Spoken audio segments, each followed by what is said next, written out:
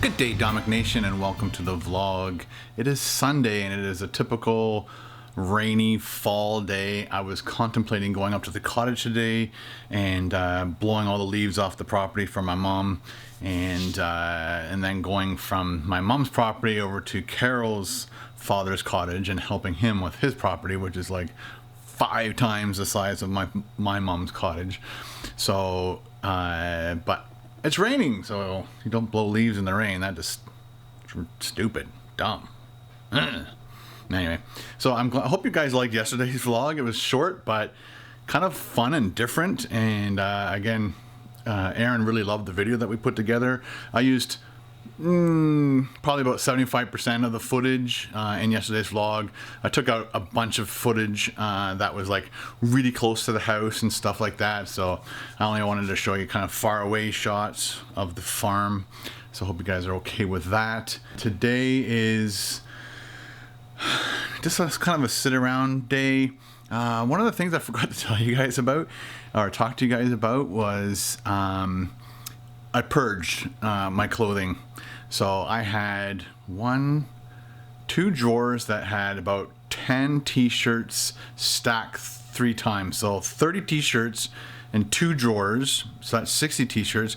Then I had 2 more drawers beside my bed that had probably 10 to 20 t-shirts in each. So 60, 70, 80, 90, probably 100 t-shirts. And I only wear probably, as you guys know, probably about 8 of them that are my favorite ones, just because of the cloth, and some of them are too small for me now.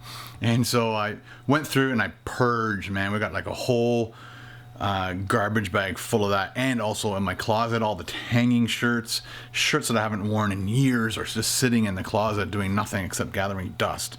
So I finally had the opportunity to go through all that too. I just put everything on the dining room table on the floor, just in case Megan or Ben wanted to steal them. Ben took a bunch, Megan took a bunch, and then the rest is going to charity.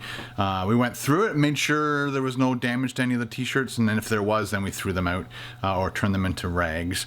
But it's all going to charity. So yeah, I was thinking of doing like an auction, kind of the same thing but backwards, and it would have taken a freaking long time, but auction off all these shirts that I've worn in videos to you guys, and then put all the money and give it to the food bank or some clothing charity. I don't know. That was another way of doing it, but it's just easier.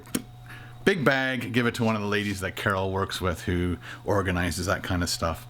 Anyway, so I'm gonna try and get Ben in the vlog. How about we do it now? Ben, let's do a quick talk about, because there still are people that don't understand about this whole hospital 2 visit. words, I'm dying. There you go. That's right. He's out. He's done. Get back here, quick. Welcome to the vlog. So there's a few questions. Number 1, some people thought that Ben had another collapsed lung or something. That's a drone. So, and then Ben just sat on my drone. So back in March, he had a collapsed lung. He had to get the tube put in to relieve the air pocket that the lung was creating, because there were these things called blubs or blibs, and up at the top of his lung up here, and which caused air to go through it into the chest cavity, and it pushes. Yes, they kind of tore or whatever. The blubs have blisters. The blubs are blisters, and the blisters popped. I was just speaking generally. Air into between the lung and the lung membrane, right? Which makes it more difficult to breathe and pushes your lung down, because it starts to fill up, and the air doesn't go back. So they put a tube in there, and it helps drain the air out, and the lung inflate again. And then he was good until June, and then it happened again, but it was only like a little bit, so only a little bit of air, and then it healed itself. And that's when we inquired about the surgery, because they say after 2. Some people have 1 and then never ever have it again. Some people have multiple ones and then they have to have the surgery. Each time you have one, there's like a 30% increased chance that you have one. Now that I've had 2, I had like according to the doctor, like a 70. I know the math doesn't add up, but I had like a 70% chance to have another one. So it was pretty much get the surgery. And this is not a 100% guarantee. The It's surgery. a 95% guarantee. Yeah, there is a guarantee a little bit, but On it the can left happen. side. Yeah, so it could possibly all happen all over again on the other side. But we're hoping that the imperfection was only here and that's it, and Ben doesn't have to worry about this for the rest of his life. The only money that it cost us for the hospital stay was the parking. So that was two days of $17. One day. One night I paid another $7 on top of that, so that's what, 34 plus the 7, that's 41. Oh, okay. I'm just like, people wanted to know how much did it cost us any money, because some people have deductibles in the States, so they have insurance, but there's a deductible of $50, $100, $500, whatever, because some of these things cost like 10 grand to $100,000 depending on the surgery and all that. So what happened was it only cost us parking. So you literally schedule your surgery, you do your surgery, go home, and that's it. No money is ever exchanged. Cool? Cool. And again, And they know what happened in the surgery?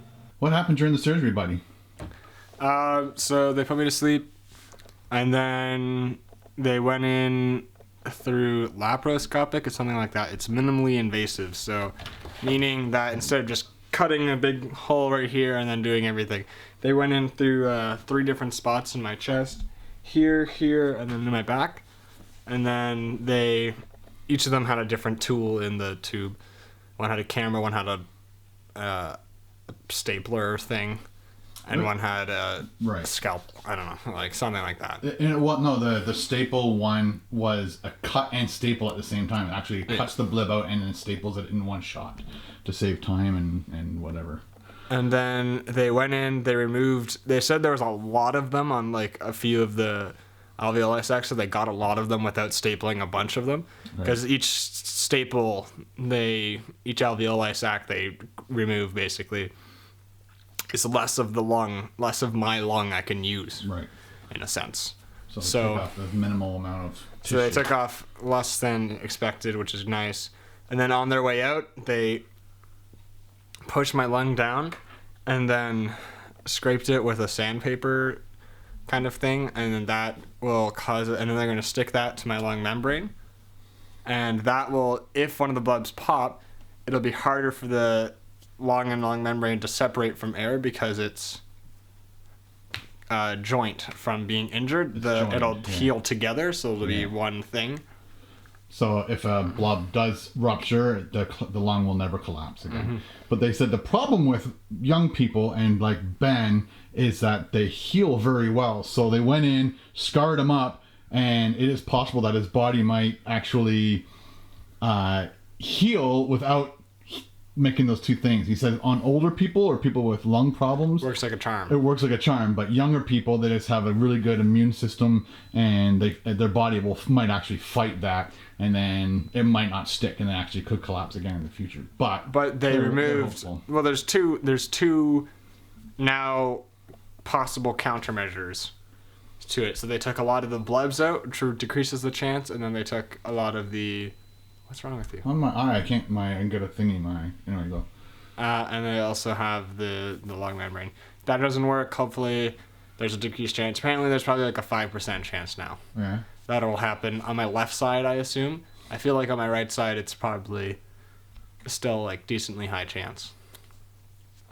Well, everybody gave you lots of well wishes. Yes, thank you for all the support. I appreciated it. Thanks for all the Instagram followers. No, I'm just playing. But I do appreciate everyone wishing me well. I appreciate that. Thank you. It helped.